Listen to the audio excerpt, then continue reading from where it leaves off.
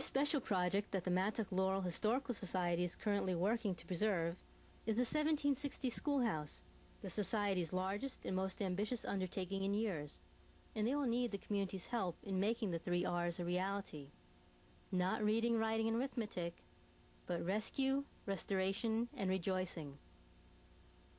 Rescuing Suffolk County's oldest standing schoolhouse involves dismantling the structure and transporting it to the museum grounds. Just over half of the original building is salvageable. The rest will need to be replaced. Once again, here's Norman Wamback to tell us more about the planned restoration of the 1760 schoolhouse.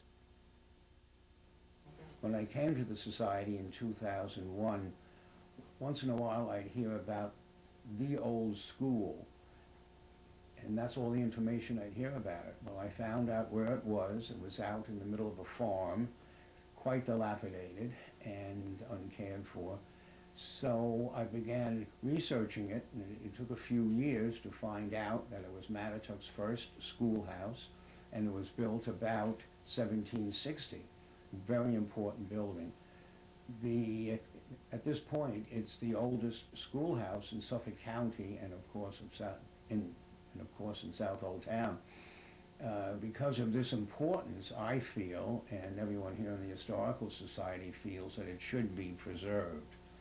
The farmer who owns it, Bill Rulin, has donated it to the Historical Society, and now we're going to be doing fundraising to get it moved over to the Historical Society grounds.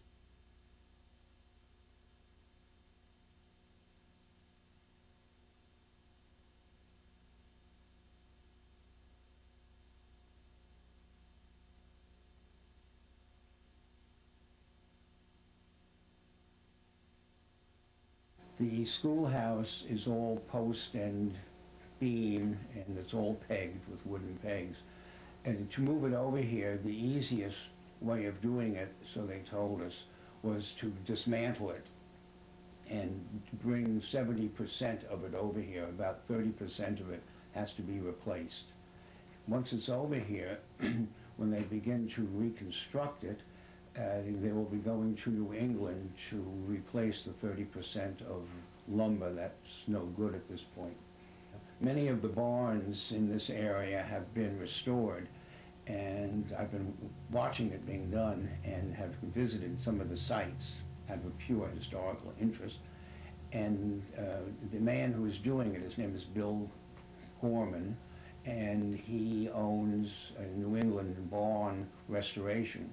So we contacted him and he took him over to the schoolhouse. He was very interested in it and interested in the project, and he'll be doing it for us. It will probably take a couple of years to complete the project.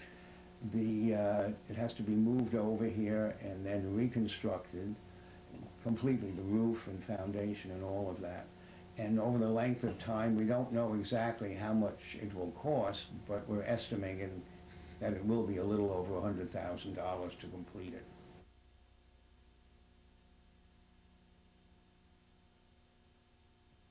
To have the restoration done, the Historical Society contacted Bill Gorman of New England Barns.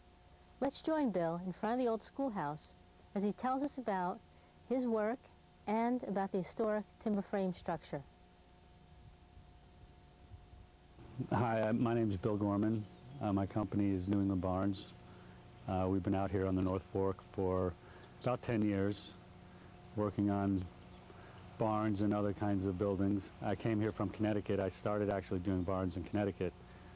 My first introduction to the construction industry was as a cabinet maker, which I started in my early 20s. So I learned the joinery of mortise and tenon on a smaller scale in the cabinet shop, and it was a pretty easy transition to move to timber frame. And I did that probably in 1992 or so. I built my first barn for a friend, and from then on we really haven't done a whole lot more than build barns and do timber frame. We do some other renovations, but for all intents and purposes we do timber frame construction. About 4 or 5 years ago, Norman Wamback contacted me from the Matatuck Historical Society. He contacted me to come look at the schoolhouse. They were trying to get an idea if number one, if it was salvageable rather, and if we could take it apart and move it. He also asked me if I could give a general idea of age, and we walked through the building, and we had spent some time on Gardener's Island renovating a number of the buildings over there, the old timber frame, and there was a lot of similar joinery, similar joints here that there were at Gardener's Island. We knew empirically the construction dates on Gardener's Island, so we were able to give some pretty decent estimates about when this building was built, and we think it was built in about 1760, 1770.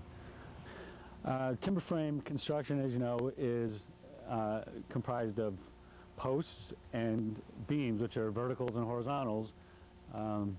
There are, in a building this size, there are 4 vertical support posts, and each one is critical, as you can imagine. There's a tenon on the top of the post, and it goes into a mortise into the carrier, into the plate up on top, which holds the rafters. Everything is pegged together. No nails, and there weren't any nails because it was very difficult to make nails. It took an awful lot of material and expertise to make a nail, so it was much far easier to carve pegs, and they made them that way. The nails were used to put on siding, which there was really no other way to apply siding without the nails. The plan for this building is to remove the old addition, the 1900s edition, the new edition, and dismantle and dispose of it. The original structure is going to be taken apart. The roof shingles and the siding are going to be removed and most likely thrown away. We're going to take the pegs out and remove them piece by piece, and then move them over to the new location. There's about 50 or 60% of the building is salvageable. The rest of it will need to be recreated, and we'll use the same period material. We can purchase that in different locations upstate, and we'll do so and replace those elements of the frame that have failed and they can't be reused. My commitment to these structures on the North Fork is of a personal nature.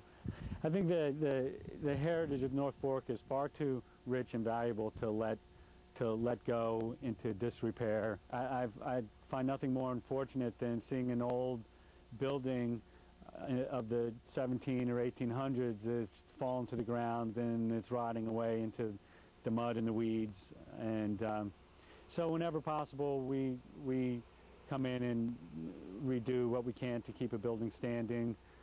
We don't always go to the whole renovation of it because it can be rather expensive, but we do our part to keep it up for a while longer until situations change, and hopefully we'll do the same thing with the Matatuck Schoolhouse. We'll be able to do it in bits and pieces until we can salvage it and restore it in its entirety.